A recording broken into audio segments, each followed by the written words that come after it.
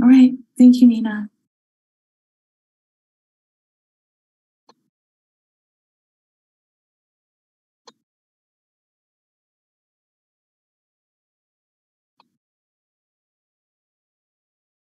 All right.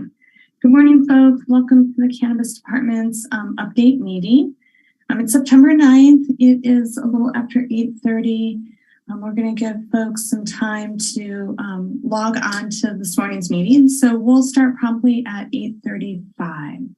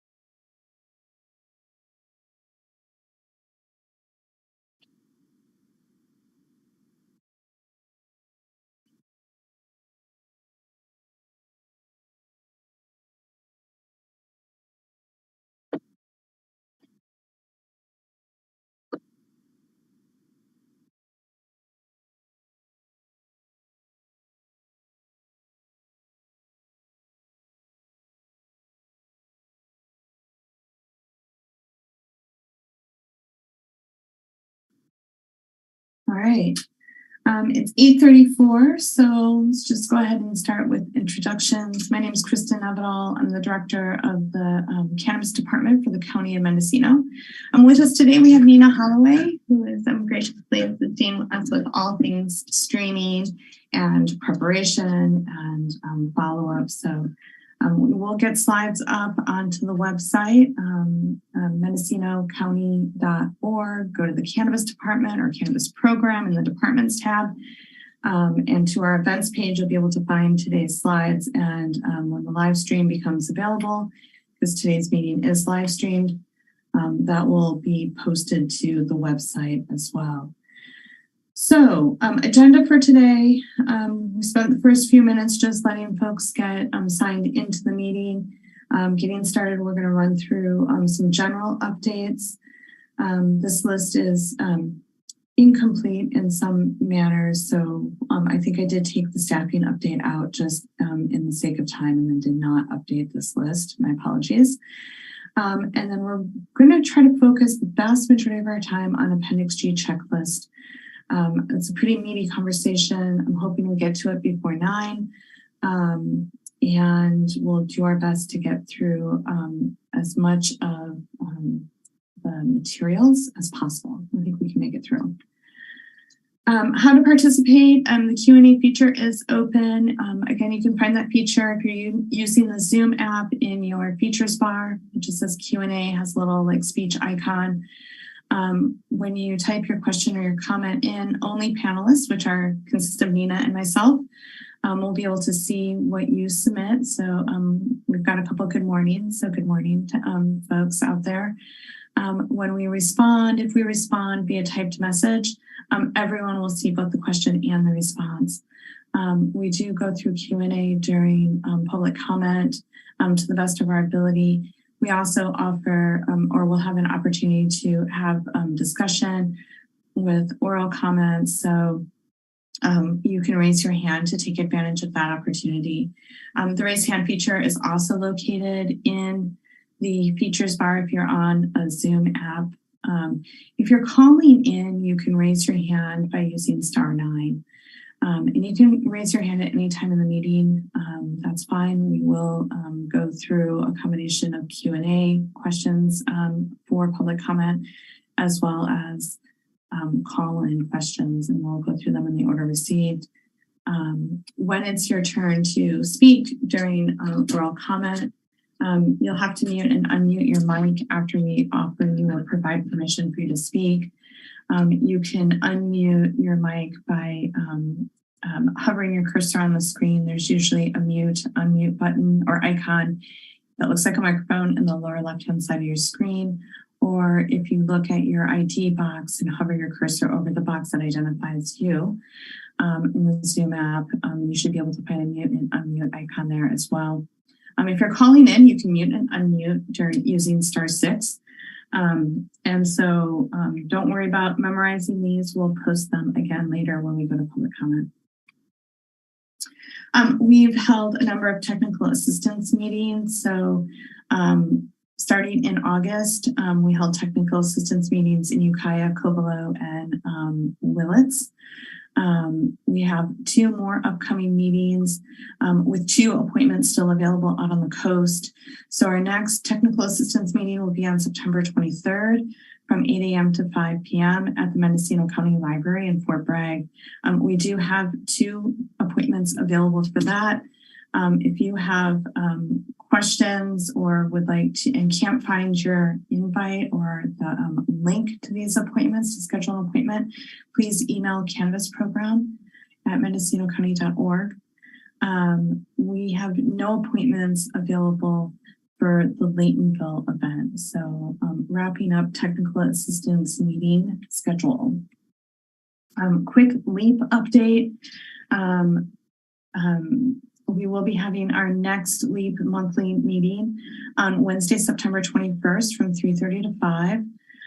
Here's a little update of the funding. So we have $84,405.53 remaining from rounds 1 and round 2. These numbers might be slightly low as far as 35 direct grants. I put this table together about a week ago, and we have continued to process checks. So point being here, or one of the big takeaways, I think, is that we've met our spend down deadlines and goals for August, and will not have a problem as far as we see. We anticipate spending down all of September's spend down goals as well. So on track, and should be moving into round 3 spending very soon here on LEAP grants. LJAGP update, just a reminder that we did provide some progress reporting to DCC on August 25th. We have not heard back about that progress reporting. It did include a number of requests to look at whether or not, or requests to see if the state would approve the use of funds for additional county council and or outside council support, the use of funds for sensitive species habitat review. Now that we're in contract negotiations, we realized we didn't set aside enough money to cover the cost of the sensitive species habitat review that Fish and Wildlife will be conducting. We've also requested additional funding for staff because grant submittal was before we finalized the department's staffing allocation table. And we've requested changes to portal development, application portal development, track it development, and field inspection technology development. We'd like to take those development projects we were going to work on in-house and apply the funding and the staff hours and the project management time, et cetera, to setting up a SELA. So we have not heard back yet. When we do and we have a final report that the state approves, we've had some requests to make that available. I don't see any reason why we shouldn't do that. Direct program manual, grant program manual. We still anticipate bringing this forward to the General Government Committee in October and hopefully to the board pretty much immediately after. Update on requests for qualifications. We had published an RFQ for cannabis planning services in June. We closed it in late July. We've completed reviews of submissions and are currently notifying submitters. and then beginning to work on contracts as our next steps. We had a lot of questions about in good standing and kind of the applications in-house. Applicants with in good standing status, this program really had everything to do with a corrections letter program that ran in 2020. Applicants who were determined to be in good standing had received and responded to corrections letters during 2020. To achieve in good standing status, applicants must have submitted application materials that completed or mostly completed their application packet. We currently have 80 applicants who are in good standing. There are some challenges with this program that frankly I wish I had been aware of when we opened the portal in 2021. Challenges include the materials submitted in 2020 were not reviewed by program or planning staff. And the materials submitted by applicants during the corrections letter program were not consistently filed or managed because there was a lack of developed procedures or process for the corrections letter program. Right now, our review plan, we realize that what we'll have to do is we'll have to assign staff to forensically reconstruct in good standing applications and to label all submitted files according to the department's naming convention. We plan to then upload those materials into Acela and provide access to the applicant. And if they have an agent, their agent. And then have the applicant determine which materials accurately describe their project and upload any additional materials that might be needed to complete that application. Once we've received completed applications for the folks that are in good standing, we can assign them for review. The timeline on this, I would say, is still to be determined. We are hoping to break off some staff in the next month or so and start doing our forensic reconstruction. Getting the materials into Acela has a lot to do with the Acela timeline. So this is where we're at with in good standing. Lots of questions about inspections. Currently, we're planning to conduct inspections during the final review of the application and before issuance of a permit or based on complaints. So we are doing complaint-driven inspections as necessary. Completed portal applications. The department realized 153 completed applications in 2021. An additional 154 applications were completed in 2022. Number of applications assigned to planners currently is 0. Plan for review. So we have these labeled by zoning. As we're moving forward with the RFQ and getting contracts up and running, we'll be assigning applications zoned in RR and ag lands to contract planners first. And then we'll be working through the remainder internally with staff, with department staff. We'll be doing final reviews will begin after backlog of renewals has been cleared. We're going to talk about renewals next. Inspections for completed portal applications, same as what we're looking at for in good standing applications we'll be processing. They'll be conducted during the review process and before issuance or based on complaints. Renewals under review, we currently have 148 renewals in-house for review. We have 54 of those under review, which is just over a third. 17 are currently assigned to planner techs that are working with applicants to complete their submittals. We have 37 under final review with planner 1s and planner 2 staff. We have 52 with maybe a handful of them in this 54 that have stopped being reviewed. We have 52 renewals out of the 148 that we've notified for payment. There are a number of them that are not paid. So out of the 52, we've notified most of our renewals for payment, right? As we get ready to assign them, we're notifying folks. But we have 52 that we mostly would like to assign moving forward that have not paid. So if you're getting a notice to pay for your renewal, it means that we're ready to assign it for completeness check. Failure to pay within the 15 days, we're just taking it off of our calendar. Like it's done. For those of you who have are filing waivers, the waivers take a little longer to show up and track it, but staff is confirming with our equity staff and Audrey, who files the waivers or does the journal entries for the waivers. We are constantly communicating to make sure that we have a list of who's submitted waivers. So even if we aren't seeing the waivers in track it yet, because it can take 4 to 6 weeks, we are tracking who's submitted. So please pay for your renewals if you want them processed. Otherwise, we're just literally taking them off of the assignment list after 15 days of no payment. And a lot of these are expired.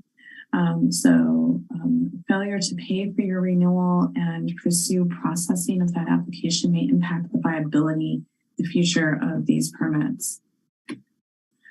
Notice the following is open. Notice the following form can be found on the Cannabis Program website, Forms and Resources page. It's right up at the top. You can submit the completed form and your site plan, which is your main supplemental materials, to MCD POD at mendocinocounty.org. We did make sure that that is the email address on the form itself. The site plan, you must include a site plan. It must be the most recent site plan that you submitted to the department. You should clearly show all fallowed areas, show all areas that will be cultivated, including the square footage of any cultivated area. So if you have a 10,000 square feet cultivation site, you're fallowing 5,000 of it, you're producing 5,000 of it, please tell us that you'll have 5,000 square feet under production.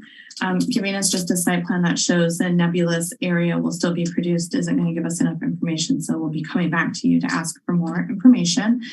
And clearly show all processing in immature plant areas that will remain active or otherwise be fallowed. Sequa, getting on to Sequa.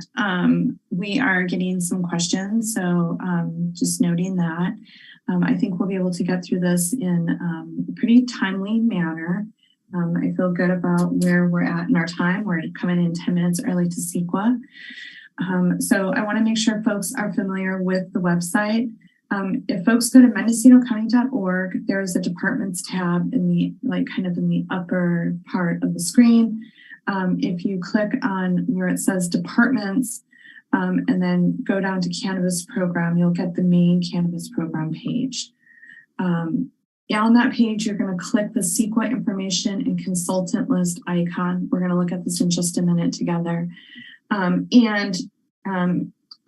the Sequa information and consultant list page, you'll not only find a list of consultants at the very bottom of that page, but more importantly, at the top of the page, for the purpose of this conversation, more importantly, there's general background information on the Appendix G checklist. There's eligibility criteria for Appendix G checklist submission. There's tips to filling out the Appendix G checklist template. And then there's a requirements section for document submission. So let's just go over to the website for a moment and take a look. Okay, this is the main landing page. And anytime you're on mendocinocounty.org, you can come up to this departments tab. You can come over here to Cannabis Program, and it brings you to this main landing page. Okay. Scrolling down slightly, all of the Sequa information, Appendix G checklist information is right here in the Sequa information and consultants list page. This is the section that I would call general background information. We are going to talk about each of these sections in detail. Eligibility criteria for Appendix G checklist submission, tips to filling out the Appendix G checklist template. We're going to also talk about requirements for document submission. And then there's additional information that can be found on this page, including a consultant list. And at the very bottom, the MND, which may be helpful as you are creating your Appendix G checklist. Going back to our presentation, we are on slide 12. My apologies, I'm going to scroll through kind of quickly here. All right, let's look at some of the general information available on the website for the Appendix G. So commercial cannabis cultivators and nursery operators, anyone who is regulated pursuant to Chapter 10A17, who has valid annual permits issued pursuant to Chapter 10A17, will be required to complete the document titled Mendocino County Cannabis Cultivation Permit, Sequa Guidelines Section 15168 Review. Way more commonly and easier to say and better known as the Appendix G Checklist. So anytime we're talking about the Appendix G Checklist, we're talking about this Mendocino County Cannabis Cultivation Permit Sequa Guidelines Section 15168. So I do prefer Appendix G Checklist much more. For that checklist, there's going to need to be, or the applicant and or their agent will need to prepare a project description that is in conformance with the California Department of Food and Agriculture memorandum dated May 29 of 2019. That memorandum is titled Sequa Practice Recommendations from Cdfa for Cannabis Licensing, Project Description Content version 2. We're going to look at it. It's on the website. It's linked in the documents section of the Sequa page, but we'll look at all of that in more detail. The project description must be inserted by the preparer into the Appendix G checklist, and we'll show you where in just a minute and how to do that.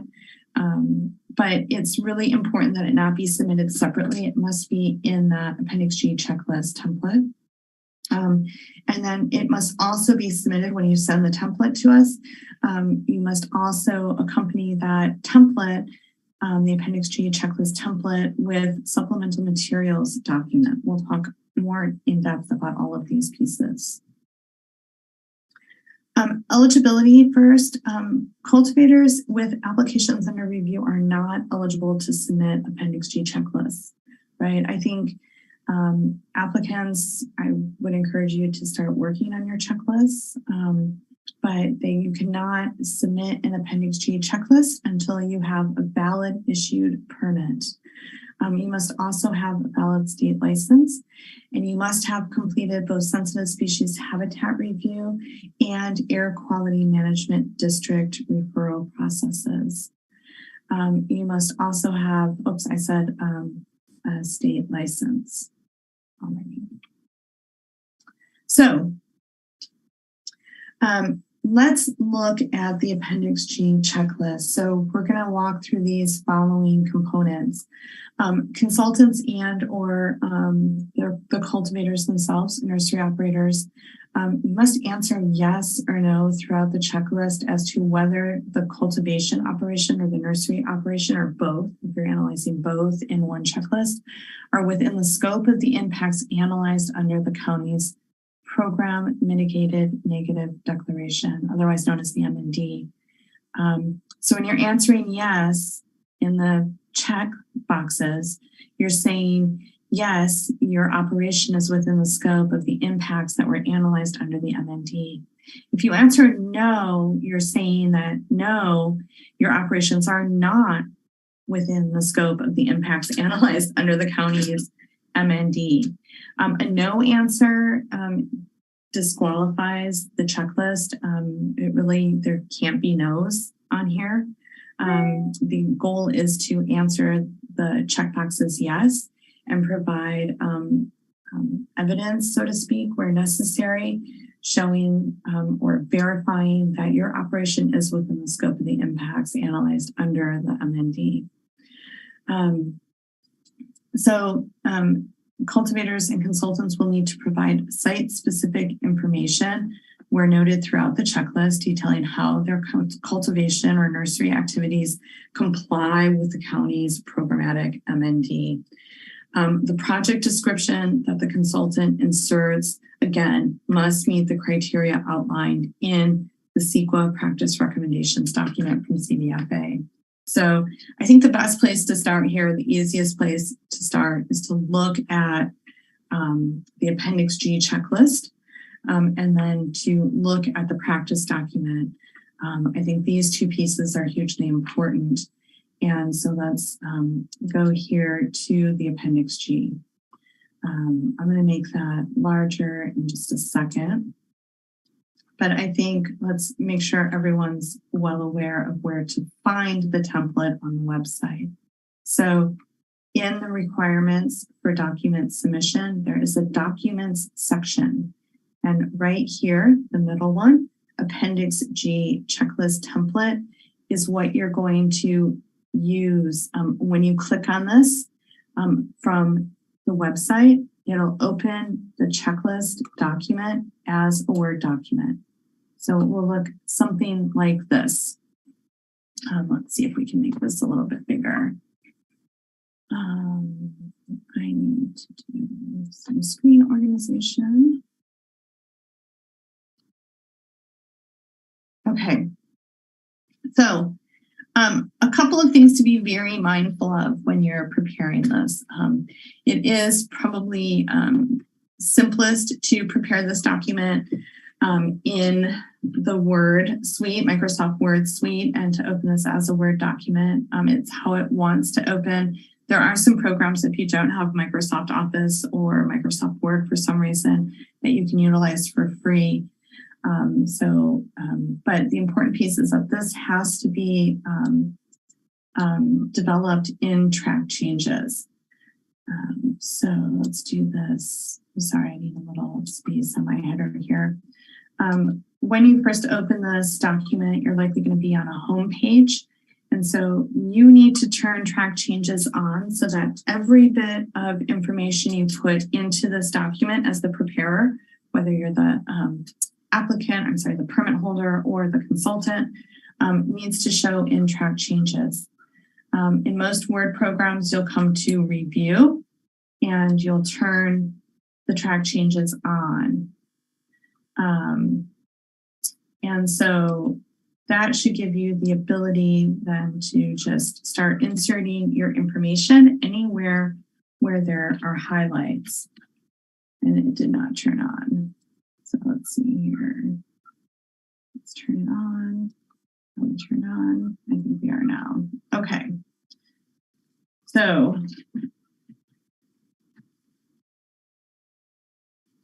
it should look something like this.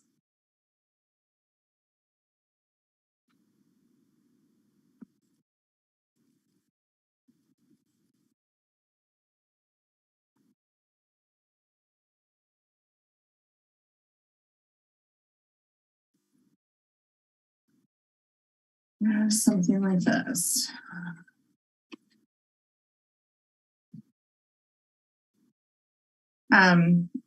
You will put the site address in. You will insert the APN for the project location. You will insert the land use designation, right? Which you could always pull off of the county's GIS system. So the land use designation, you can pull up the GIS system by Googling Mendocino County GIS. When it opens, you can insert the APN with no dashes. And then you can highlight the parcel by clicking on it, and you'll get an information tab that will show you the land use designation for the APN you're listing here in the document. You should also be able to get the zoning designation out of that same search. Scrolling down, we're asking that you only insert information where there is a highlighted area for information to be inserted by the preparer. This is where you'll insert your project description. So you will work on your project description either within this document or perhaps prepare it in a separate Word document and then copy and paste it into here with track changes on, so that all information inserted in association with the project description is clearly shown within this document in track changes. For each of these tables, these are the tables we talked about.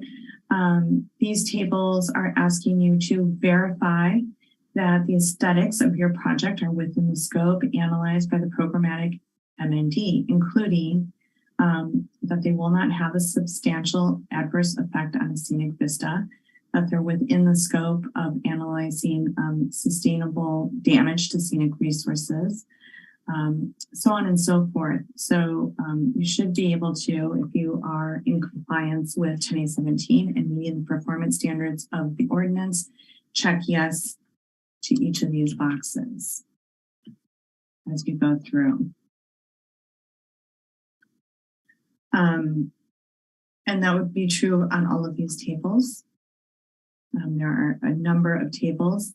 When we get into the air quality section, it's not only important to check the boxes, but also to insert additional site-specific information. So for the air quality section, the site-specific information is listed, so to speak, in the response you've received from your AQMD referral. So Mendocino County Air Quality Management District, also known as the MCAQMD or AQMD referral process. Applicants fill out a form, and before you're issued a permit, that form is reviewed by department staff and then sent over to Mendocino County Air Quality Management District as a referral. Air Quality Management District then determines whether or not there are additional performance standards, such as a burn permit, right, that an applicant or permit holder must adhere to in order to maintain less than significant impacts to air quality for their operation. Any information that comes back in reference to your AQMD should be briefly described in this section. If you're required to have a burn permit, the burn permit, as well as the AQMD form for everyone that has been responded to, should be put into the supplemental materials document. And it is best practice to reference the page of the supplemental materials document where additional air quality management district information can be found. The same is true for biological resources. This section is very much so tied to the sensitive species habitat review and any subsequent referral that may have been conducted to Fish and Wildlife. So there are a couple recommended places to insert your information specific to the sensitive species habitat review conducted for your property, where your project is. This may be that as simple as saying the project meets all performance standards as indicated by the sensitive species habitat review checklist, which can be found on page such and such of the supplemental materials document. Also, I think if you have any management plans, you would want to reference those here. Additionally, the cultivation operation or nursery operation has implemented a light management plan, a bullfrog management plan, and potentially a noise management plan, which those materials can be found on pages such and such, such and such, and such and such of the supplemental materials documentation. So this entire Sequa process, including the Appendix G, right, for these purposes, is really showing the homework of the environmental reviews that have been conducted. In the rest of this document, there really is largely for just about everyone, just checking the tables. I can't say that there's not going to be instances where additional information may be required for any one of these sections, but based on the MND, the areas of concern expressed, which is how we ended up with AQMD and sensitive species habitat review, is the air quality section or analysis primarily, and the biological resources analysis primarily. I do want to make sure that folks know the details about how to complete this down on page 25.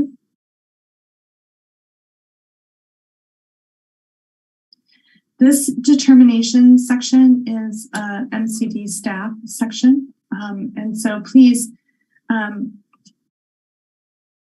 permit holders, consultants, you're the preparers. The department staff are the reviewers in this exercise. So there is no need for an applicant or a consultant to date or sign this. If you date and sign this, we'll kick it back to you when you submit it and say, please remove that, clean it up. We use the determination section. So please, preparers, this is a staff only section. Important things to note for recap, right? This document must be prepared all the way through in track changes. Failure to utilize track changes when preparing the Appendix G checklist will result in the Appendix G checklist being returned to the provider. So we'll be returning them and noting that they must be prepared in track changes. You must use this template. There are not other templates or formats that are acceptable. So you must use the Word document we provided on the website. It must be submitted in track changes. It must be complete. The tables must have yes, the yes column checked in each of the table boxes. And there must be the project description inserted into this document that complies with the guidance document provided by California Department of Food and Agriculture. This is that document. It is on the Sequa page in the documents section. Sequa practice recommendations from Cdfa for cannabis licensing. Project description content is version 2. So it is here on the page. It is up here on the page as well. So I do strongly recommend using it as a reference tool and reading it in full. Getting ourselves acquainted with this document, I think, is important. So we'll spend a little bit of time on this document before we go to Q&A today and discussion. So Cdfa practice review document has some brief background information and then provides some resources outlining the requirements for submitting a project description, okay? So for the project description, you're going to want to include a detailed project location, right? So it's expected to be the precise location with boundaries, showing boundaries and describing boundaries of the proposed project. At minimum, provide an address, which you'll already have done up top on the checklist document, and the location of the project on an appropriately scaled map. CDFA, now the DCC, still following the same CDFA guidelines, prefers applicants to provide the information on a topographical map or aerial photograph. I do know that CDFA staff has been asking for these maps more and more frequently. This map can be referenced in the project description and should be included in your, if it's not embedded in the Word document template, should be referenced in your project description and included in your supplemental materials document. You have to describe the project site, right? So including like the existing topographical conditions. So is the site generally flat? Is it sloped? Is it steeply sloped? Anything above a 3% grade probably should be identified and notified. And also you might be able to get some of that information about your slopes out of your NOA. Slope is one of the indicators in the tiers. So if you don't know your slope, but you could look at your tier perhaps and say, I have a less than X slope based on being in tier such and such. So I think there's some different ways to use materials you already have to help shape this description and then provide that information or the source of this information in your supplemental materials doc. Description of current land use, you are asked to list the zoning and the general plan information in the beginning of the document. So if you have residential and grazing and commercial cannabis cultivation, you would want to list those land uses in the description of current land uses and any existing buildings and structures. So this is especially important that you include all buildings and structures associated with your project. Description of any natural features or habitats on the project site, wetlands, streams, channels, forested areas, and description of land uses surrounding the project site. So I think there's some really great descriptions in this document, but for example, you want to kind of describe your surrounding neighborhood setting. Required site improvements. So any new or accessory structures that will be constructed, including the location on the premise map, dimensions, purpose, how long their construction is expected to last, what types of equipment will be used for each, for the construction of each. The checklist is a little challenging because the checklist itself is only analyzing what the department has issued the permit for. So for the sake of new development, the checklist can't necessarily account for new development that you're hoping to do in sometime in the next 5 years.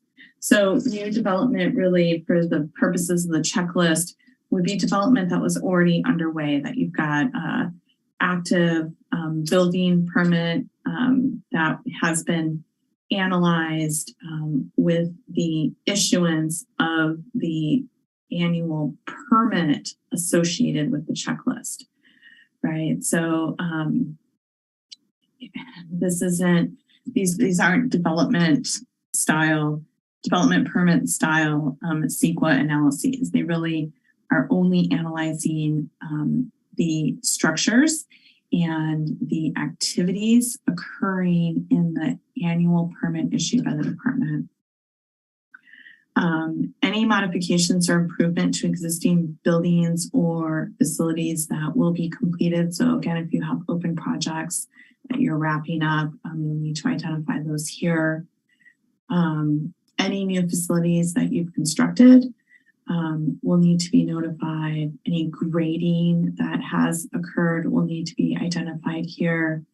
And permits should be included in the supplemental materials document. And then there is a section in here that really talks about identifying any and all permits associated with development activities. You are going to be expected in the project description to describe the project operations, including number of employees, number of daily trips for delivery of materials or supplies, and the shipment of product from the farm or the nursery into the supply chain. You'll be expected to describe and provide identification of the sources of irrigation, processing, and sources of water, for irrigation, processing, and domestic use. You'll be required to identify the method for treatment of wastewater generated by the project and the source of energy used in operation of the project, and a list of all energy management and efficiency features included in the project.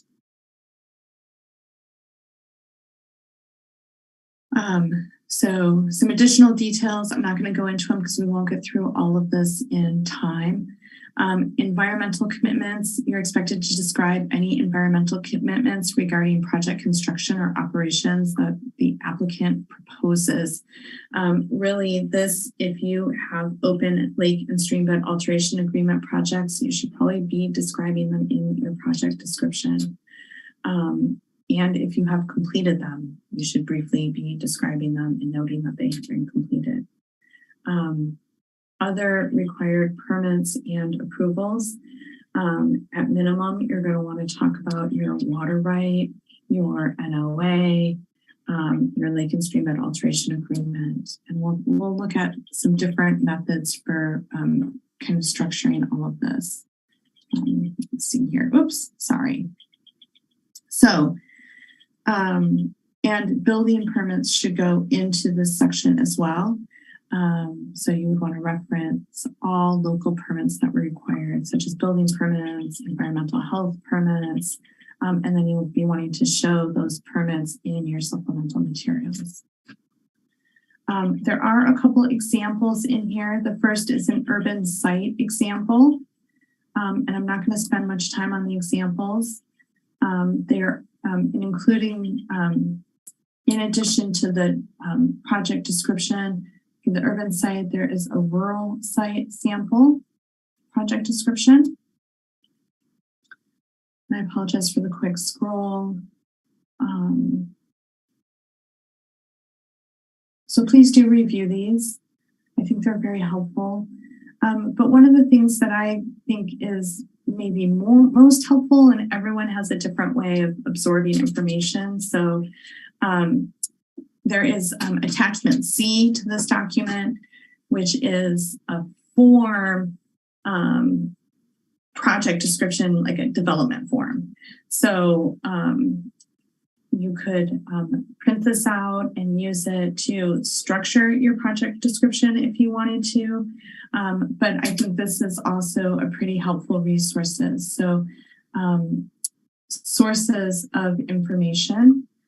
So you're going to identify several sources of information. These sources of information will be what makes up your supplemental materials document, right? So these supplemental materials document, we're going to talk about next, but the sources of information you're referencing throughout your Appendix G checklist are what goes into that supplemental materials document. Describe the project location, and then this is reminding you that you'll have to include maps.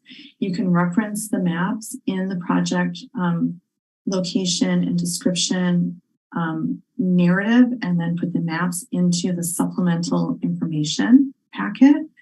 And then this just goes through with some simple reminders about how to describe the project site, how to describe or what to include in required site improvements. So I think this can be a helpful tool for folks as well. This tool recommends putting together a table. I think this can look like a number of different things. If you bullet point your permits, if you create a table, this document recommends a table, right? But it does not need to be a table. It's the information that we're after. Here's some sample maps. So showing a large view of the location of the project, right? This parcel is where the project is located. Here it is shown in an aerial view. The first one was topographical. Here it is shown in detail as a premise map. So we are starting to stack up a few questions. I do want to point out that on the Sequa information page, where we have the requirements for document submission, complete submissions may only be submitted via email. That's super important. We do plan to update this email address, so it's MCDPOD. When we go back to the slides, you'll see that MCDPOD is what I inserted here. But rest assured, if your Appendix G ends up at cannabisprogram@mendocinocounty.org, it will get to MCDPOD. More importantly than which email in the department to send it to, please only send it to one of the general inboxes, MCDPOD or Cannabis Program @. We have a lot of folks, for some reason, who want to send these to whoever worked on their renewal last, and then they're hard to find and recover. So please send them to cannabisprogram@ or MCD and really importantly, be sure in the subject of your email to include the AG number, Sequa Guidelines Appendix G Review. The more consistent you can be with the subject line as far as what we're requesting, the better, the easier for us to find materials if email barrage gets lost in the pile of emails, so to speak. You must submit a completed Appendix G template as a Word document in Track Changes. The supporting materials utilized in preparation of the Appendix G checklist must be submitted as a single PDF with a table of contents and page numbers. So a table of contents is only functional when there's page numbers on the document. So the table of contents might say Department of Cannabis Control, Mixed Light Tier 1 Cultivation License, page 7. I should be able to flip through that document, see labels so I know how to turn to page 7 without having to, thumb through and count the pages. And right there should be the license I wanted to look up. So please make sure that you are formatting both your Appendix G checklist template correctly and your supporting materials correctly. Improper formatting of submissions will result in the submission being returned to the sender without review. We do have a number of Appendix G submissions in the queue. There's, I want to say, around 30 currently. We are getting ready to pair those with renewals. Anyways, are a whole other story of just trying to get things prepared for Appendix G. So with that said, I think I would like to go back to our presentation. I apologize for the dizzying scroll. In the presentation today, which will be posted online, there's also the information and the links to the materials we just discussed. We are going to open up public comment. I have to open up my Q&A screen and my participant screen. I can see that we have a few attendees who have raised their hands. We have 30 questions in the Q&A. We're going to start going through those, and then we will go back and forth between attendees who would like to ask an oral question and Q&A. We are going to just do a quick reminder. You can still put questions into Q&A. If you'd like to participate in the discussion portion of the meeting, you can also raise your hand. You can raise your hand in the Zoom app by using the hand icon in the features bar. If you're calling into today's meeting instead, you can raise your hand by using *9. If you are going to be making an oral comment and you would like to unmute your microphone once we provide you permission to speak, you can unmute your microphone by using *6. If you're on the Zoom app, the icon should be in the bottom left-hand side of your screen or your identification box. Okay, so let's go ahead and go to our friendly timer. And let's go to just a couple of questions. Good morning. Good morning. I'm just answering that response live. So a question about why the department has mandated that one must have a final county permit to submit an Appendix G or Sequa. The reason why is because the Appendix G analyzes the permit that has been issued. So there's no way for us to review an Appendix G, for example, when the applicant has not completed sensitive species habitat review or perhaps a QMD. Additionally, there are changes that might need to be made to the scope of the project that is proposed in the application. So conducting the analysis of an Appendix G while there's still this open-ended conclusion to the application, I don't think would really work. So that's the reason why we aren't accepting Appendix Gs on applications.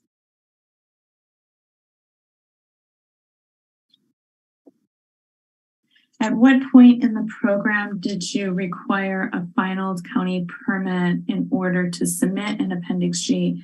As far as I know, that's always been how it is.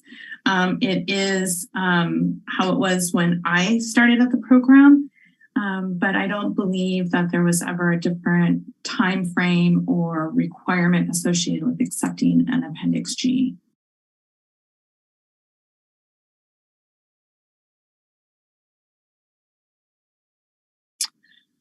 So what was the goal of requiring permit holders to submit Appendix Gs for Sequa? I mean, I think that's what this question is asking. So Chapter 10A17 issues ministerial permits. And the state has determined, due to legislation, that all licenses at the state level are discretionary. Discretionary licensing and permitting actions, whether conducted by a local or a state agency, those discretionary actions trigger Sequa review of the project itself. It turns it from an activity to a project, and then triggers Sequa analysis. This really created a challenge, as ministerial permits are not discretionary. They don't include the Sequa analysis of each of the applications before issuance of a permit. Unfortunately, Mendocino County permit holders were not eligible for annual licenses at the state until such time as a full Sequa, project-specific Sequa analysis had been conducted on their site. The Appendix G Checklist was the agreed-upon pathway between the County of Mendocino and California Department of Food and Agriculture to ensure that permit holders from Mendocino County would be eligible for annual licenses.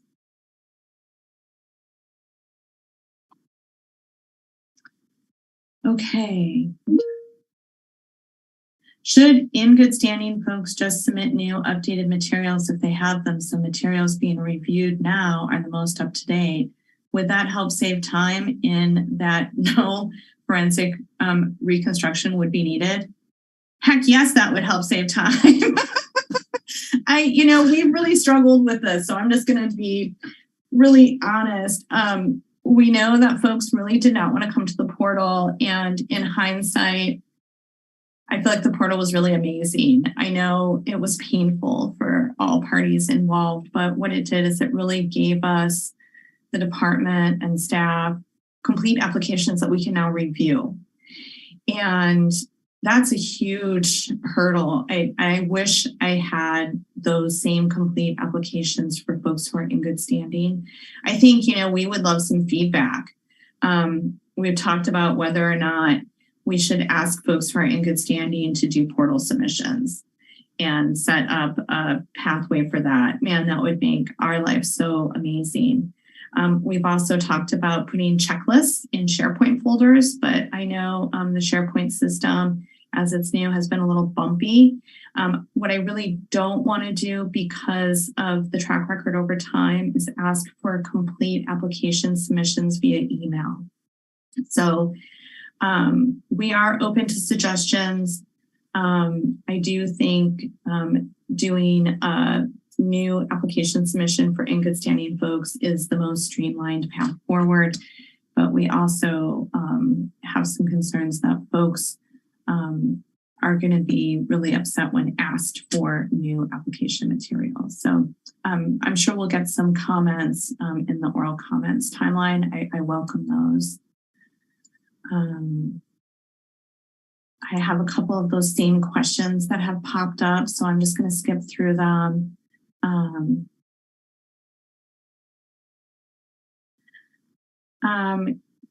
Is there a list that permit holders can check to see if they are under review for their renewal or if they're still waiting for payment? Hey, at any time, you can email Cannabis Program and ask if we've received your payment and what the status is with your renewal. We have a very robust spreadsheet going that's tracking payments. We're confirming that regularly with what's in Trackit. So really, I think just send an email, include your AG number, and we can search it and get back to you and let you know. And if we sent you a letter, we'll let you know that too when you email. But I would say an email check-in is smart, and we would appreciate that. Are the renewal payment due within 15 days, the first notification of the payment date? Yeah, they are. So the process has changed. It used to be that people did not have to pay until the renewal was reviewed. We changed that process a year ago in July. So we are not conducting work without getting paid for it. So we are clearly expecting that renewal applications be paid for before the reviews are conducted. Okay, let's go to some hands because we got a few of them, and I want to make sure we get through folks who are calling in too. I'm going to recommend and just proceed with setting this timer at a minute. It's going to be short. So prioritize your questions, and if you get back in the queue, you get back in the queue, but I still have 26 open questions in the Q&A, and I have 5 hands raised. So we're going to hear from Katie Jean, followed by Julia Carrera, and then Paul Hansberry. Excuse me. So Katie Jean, I have allowed you to unmute your microphone, so you can go ahead and unmute and begin. Hello, can you hear me? We can hear you. Great, thank you. Thanks for this opportunity. I have a question around the LEAP checks and with the grants, and I'm wondering how often you will be issuing the LEAP checks. I've been in Cobblestone since April, and I'm wondering what a realistic timeline is. And I'm also curious if you're gonna, round 3 funding, are you gonna be issuing those checks regularly, or are you just gonna wait until May when they have to be paid out? That's my question. Thank you. All right, thank you, Katie. Let's go ahead. There have been a few folks who have had LEAP checks held up who are in Cobblestone because there have been some questions about their agreement. I did have some conversation with County Council about your agreement, Katie, and I think it's moving, but I have a hard time with memorizing where 40 people are when those statuses are changing. LEAP checks will be issued regularly. So every week as we are processing checks with the auditor's office, if there are LEAP checks ready to process, we will be moving them forward for processing. So we aren't holding them into batches or anything like that. As folks come through Cobblestone, the last step between the Cobblestone processing and receiving a check is notification that you have a DocuSign ready for you, which means your agreement has made it all the way through Cobblestone. It's ready to execute via signatures. And we're doing that electronically, remotely through DocuSign. And then once we've received all signatures on that agreement, it gets re-uploaded. Once it clears with the auditor's office, which takes a couple of days, we can then request that a check be processed or cut to the awardee. So Katie, you can email myself with Paula on the thread, and we'll try to get you a specific status on your application. I'm on the spot. I don't want to misspeak about details. Okay. We'll be going next to Julia Carrera, followed by Paul Hansberry, and then Blair O'Clair. Julia, you should be able to go ahead and unmute your microphone and start. Thank you, Kristen. These are Sequa submittal clarification questions. I want to be clear about required site improvements versus proposed structures. There are proposed structures that were submitted whenever they were submitted and may or may not be moving forward depending upon availability of licensed individuals and the planning department. How do we address that in your Sequa submittal or our Sequa submittal to you? And then the source of slope information, our company uses slope meters. I want to make sure what we need to supply to back that up for you that will not cause any delay whatsoever, because there's plenty of them already. And for the people that have yet to be issued a permit because of all the backlog and delay there, can't we just submit these things and you get to them once the permit is issued? Thank you.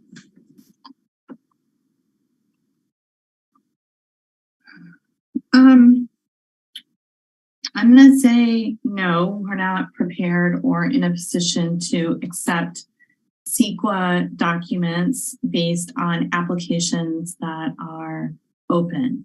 I don't know that that benefits anyone because we're not going to review an analysis of an incomplete project, so to speak. Required site improvements versus proposed site improvements. So, the site improvements must be analyzed and considered in the permit that was issued. So if you have come through the application process for a proposed processing building and you got it identified as a proposed processing building on your site plan, and it was referenced in the sensitive species habitat questionnaire and considered in all of the other analyses, it can remain in your Sequa document and should remain in your Sequa document. But you wouldn't want to put a proposed processing facility in your Sequa document when it has never been identified in the permit that was issued to your applicant or permit holder. Source of slope info. This is really where the supplemental materials come in. So if you're using a slope meter on the ground, I think you can cite that slope was determined using said slope meter. Supplemental document page such and such provides additional information about the slope meters utilized when determining slope. I mean, I think really this is like the resources for the information is what goes into that supplemental document. So I think that will give you a good opportunity to just further describe or identify the type of slope meter and potentially provide a link even to specifications for that slope meter. Okay, our next speaker is going to be here. Paul Hansberry, followed by Blair O'Clair, and then Hannah Nelson. Paul, you should be able to go ahead and unmute your device. Hi. Yeah, a few things. With the submission of your Appendix G, you want two separate documents, is what I understand. One is the template filled out in track changes, and I'm not sure why you need it in track changes, but in track changes. If you could give me a brief description as to why that is. And then you want another one with page numbers and circles and arrows and a paragraph on the back of each one but all in one document into a single PDF document so that you can reference it instead of having separate documents. You want one document, but you want them in two separate documents. You want the template in one document, in a Word document, and then you want to all the other documents put together in one document as a PDF with a cover sheet with page numbers. Secondly, with the LEAP program, how come everybody isn't on the same page if it's reviewed 3 times by the administrator? Okay, we are out of time, so I'm going to go ahead and try to get through these questions. So Appendix G. So yes, you will have 2 separate attachments to the email you send us with your Appendix G submission. One will be the Appendix G checklist template, which you will submit as a Word document in track changes. Why track changes? Well, the exact reason why track changes is because there is already a heck of a lot of language in this document. And when the preparer inserts additional information in track changes, it is obvious to the reviewer that additional information has been inserted. Okay. Highlighting is not a substitution for track changes. Please do use track changes. It's hugely important.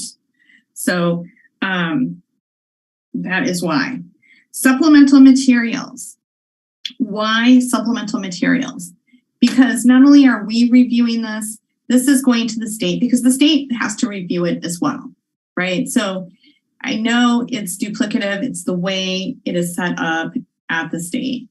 And so we conduct our review, we sign off on the determination page, we give the Appendix G checklist signed by the department back to the applicant and agent, and the supplemental document packet that we've reviewed back to the applicant and agent, who then upload those materials to their portal, their license portal at the state.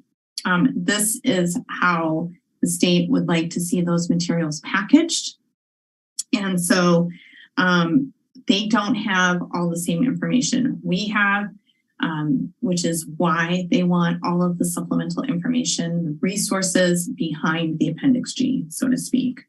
The supplemental document needs to be all one document formatted as one PDF with page numbers and a table of contents so that it's uploadable, frankly, into the state's system as one PDF.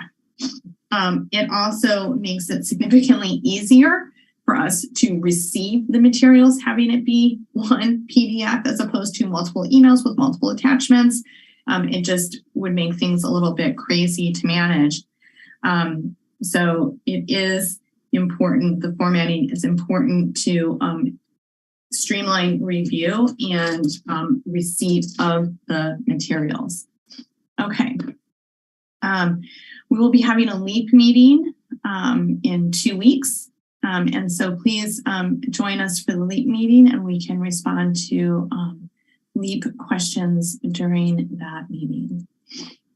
Okay. We will next be going to Blair O'Clair, followed by Hannah Nelson and then Corinne Powell. Blair, you should be able to go ahead and unmute your device. Hi, can you hear me? Yep, we can hear you. All right, I have 2 main questions.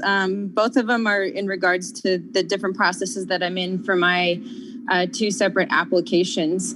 One I have had in good standing, so I did not have to go through the portal, and I have been told multiple times that you guys have everything, but I know for some reason you haven't been able to review. And so now I would much rather turn everything in than you guys try to forensically go through things. I can't imagine how long that's going to take, considering how long everything has taken. So that would be my position on that. Then my question to follow up on that is where is then my application going to stand in relation to all the other applications that are out there, even though it's been in good standing? All right.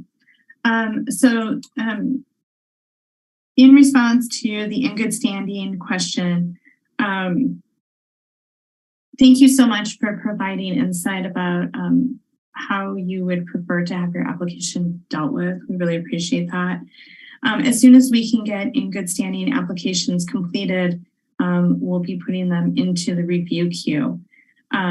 we are planning on having some additional conversation about how to potentially prioritize that review queue. Should that review queue be, oldest applications first completed applications first? So we are still looking at that a bit internally. Okay, we are next going to go to, let's see here, maintenance. We're going to go to Hannah Nelson, followed by Corinne Paul, and then Chantal. Okay, Hannah, you should be able to go ahead and unmute your device and start your question or your comment. Yeah, thanks, Kristen. I am going to say that I have, I think, 6 unanswered questions in the written questions. So if you just simply read those, I can save the verbal time.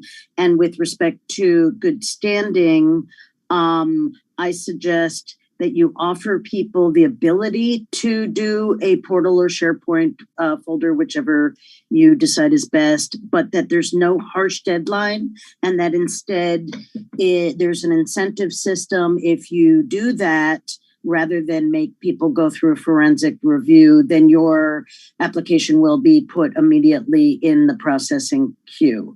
And that's my suggestion, but I really request that you read very specifically out loud the questions that I put in the queue. Thank you so much. Okay, let's see if we can get through. And there's 6 questions in this queue. We have 12 minutes. Will templates for Sequa checklist be updated? No. We are not updating the template for checklist.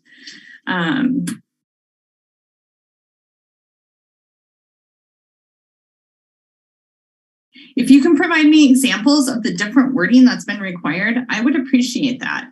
But as far as I know, the template is the template. It has not changed. The only change we made to the template was last summer. It said project activity, where we would like the project description inserted. And so we were receiving descriptions as a separate document.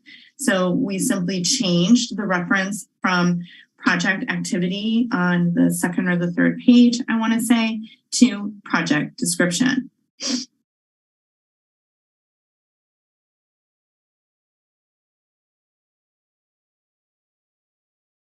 How many FGs have been processed and approved by the county, and how many of those have been accepted by the state? 4 to 5 have been approved by the county. All of them have been accepted by the state.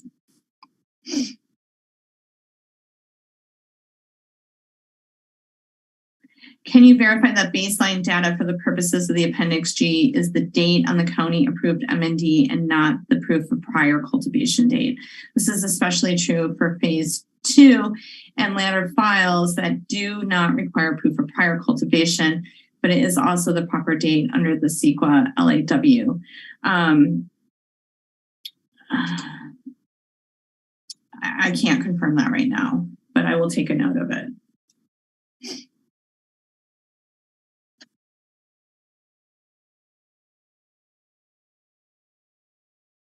Will the same planner be assigned to review the Sequa checklist as the one that last handled the permit approval?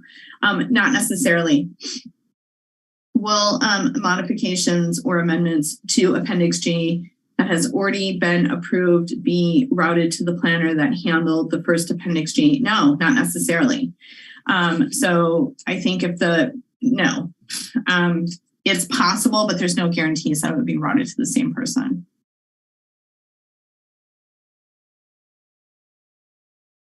Okay, going on to our next caller.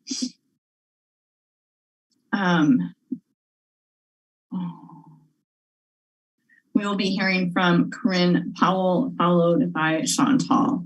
Let's see here. Okay, Corinne, you should be able to go ahead and unmute your device. Thank you, Kristen. Can you hear me okay? Yep, we can hear you just fine. Thank you. First question, what happened to your recommendation that the MCD prepare these Sequa documents?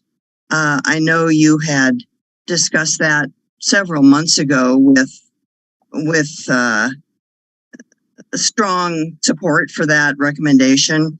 And two, for those who have previously submitted their Sequa material, where should they be picking up again now that you are able to review them? Should we pick up with the old comments? Should we resubmit? Is everything on file that's been submitted, and has it been stored? Could you speak to that issue also, please? Thank you. Yes, I will speak to that issue. So where are we at with preparing Sequa documents? I'm glad to hear that, Corinne, that you feel that there was support for the department preparing Sequa documents. I felt like we got quite a bit of pushback actually as we proposed that. We are working on some trainings, not just for department staff, but also for contract planners that will be joining us to help push things forward. I do think it makes a lot of sense for the department to prepare Sequa documents, and the RFQ specifically requested qualifications or included qualifications from contract planners, qualifications that ensured those contract planners would be able to prepare the Sequa documents as well. So I would like to proceed with that as we move forward with contract planners and start doing a broad assignment of applications we have in-house.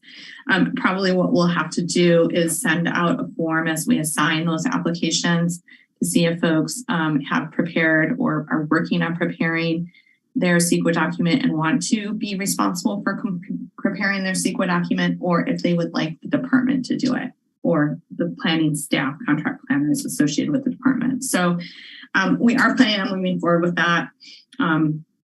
But really, it's a matter of getting our contract planners engaged and then getting everyone trained so that we have consistent reviews. We have been hearing concerns since I've arrived about consistency of reviews. That goes back, in my opinion, to training materials. So if you've already submitted and if you've already submitted your Sequa document, we have a very robust electronic filing system that we've implemented. And we have been combing materials out of the old email, and anything new that's coming in is going into our newly implemented filing system for all application materials that come in via email. And then also, if you were already under review, we have a note as to who folks are assigned to, and we know where those materials are. So there won't be a need for you to resubmit. We will pick up as soon as we can pick up starting those reviews again, because I know, Corinne, you started before the portal and then were paused over the course of the portal. I am trying to clear some projects off of that planner's plate specifically so you can wrap up the Sequa reviews that were in-house. So it will land back with the planner that you started your Sequa review with, and then they will be reaching out and moving your review forward from there. And that's what we'll be doing if anyone else in a similar situation. So hopefully I hit all those answers. We're getting close to the end of our meeting today. So I want to go ahead and go to Chantal next. Chantal, you should be able to go ahead and unmute your mic and start your comment. Good morning, thank you. I have also put in a series of questions into the Q&A, and I'll follow Hannah's lead if you would please take a moment to read them so they're recorded and then answer them. Of the 8 that I asked, I will prioritize these ones. If you could respond to the question regarding how are changes subsequent to Sequa certification going to be handled? Please provide some sort of answer regarding SSHR and contiguous expansion affidavit, referral to CDFW or not documentation that we can cite to in the project description and supplemental materials. Another question regarding readiness for review, some sort of notice to go out to the permittee that their materials are now ready for Sequa review, And lastly, regarding renewals in Sequa, please give some guidance as to proper timing of when to submit Sequa materials for submission for renewal submissions. Thank you. Okay. Well, it's a hefty list. Let's see what we can do here.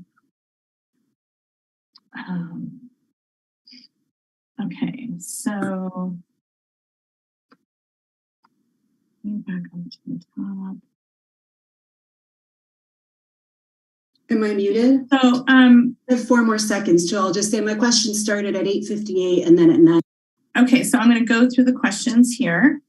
How are changes subsequent to Sequa certification by the county going to be handled?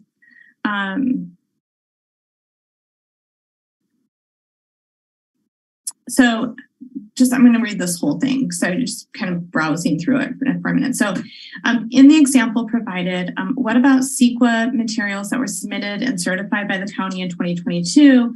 Then grant funded improvements occurred, such as water tanks, ponds, road improvements occurred. After the Sequa document was certified, will a second Sequa review be required? If so, will it be complete submission or a minor review of just the improvement? I don't think that grant funded improvements such as water tank additions and road maintenance will need to be included unless, of course, there's, say, a relocation of the site and the road maintenance is adding new culverts, which changes the projects of your LSAA, right? And those improvements are associated or result in additional environmental review needing to be considered. So I'm not sure that adding a water tank or perhaps even a pond would require a new Sequa document. We haven't crossed that bridge, and I think we'll have to look at it when we get to it. I also think that it probably needs some questions sent to the state because after all, the state is doing a secondary review of that Sequa document in order to issue an annual license. So I'm not sure if they're going to have guidance or concerns over Appendix G documents and changes and renewals of annuals. I think it's a really good question. I don't have all the answers to it. And so I'm going to leave it there. SSHR and contiguous expansion affidavit reference in Sequa project description. Will the MCD be issuing a written resolution of the SSHR? SSHR approved without referral to CDFW. Yeah, we should be sending you a comment sheet or actually the completed review that we've conducted so that you have that. SSHR referred to CDFW and project referral comments received.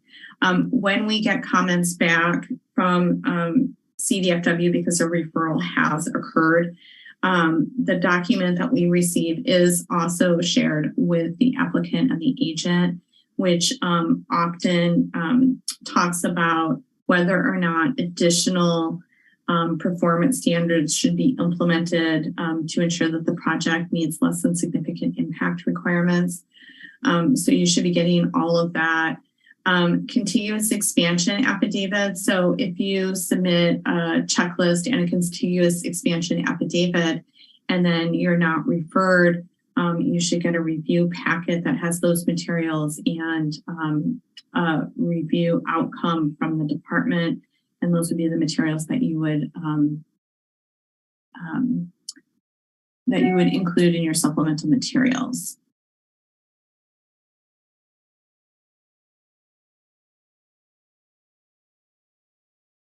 So if you are not receiving or have not been receiving clear status updates regarding sensitive species habitat review, I will put that on the list for upcoming training.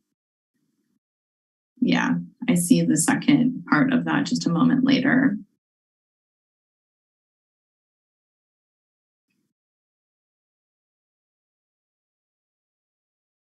Can the site plan submitted to the MCD be used as a figure with the PB and checklist? So supplemental materials, yeah, I think the site plan submitted to the department and approved as part of that permit issuance is really smart to include. You may still need to do like a topographical locator map. Cdfa does really want that topographical locator map that shows how to find said parcel. I think that's especially important because of the expansive nature of where these sites are, or an aerial locator, right, that shows just off of GIS, like here's the parcel highlighted, and here's, you know, a zoom out to, you know, whatever the nearest highway or main crossroad. I think that would be an additional supplemental map that would be smart to have to meet the Cdfa requirements. The appropriate date for Sequa submission materials that are currently under review. If you have applications that are under review, you're not going to submit Sequa materials until the permit has been issued. If you have renewals that are in-house that are under review or renewals that have not been submitted, you can submit Sequa materials anytime after you've been issued a permit. They will be noted in the project tracker. If we have a renewal that comes up at the same time as having Sequa materials, once everyone is trained and we're ready to do full reviews, we can then couple these assignments of renewals and Sequa materials together. So please, if you have Sequa materials that are complete, please submit them. MCDPOD is the preferred email address, but as the website mentions, we will gladly receive them at cannabisprogram@mendocinocounty.org and then transfer them to MCDPOD. Okay, we're 3 minutes over. I want to thank everyone for joining our meeting this morning. I apologize that we did not get to all questions. But please do, you will be able to find the presentation and subsequent posting of the video on the Cannabis Program website. Okay, I think we're ready to call it quits. Thank you, everyone. Have a great weekend.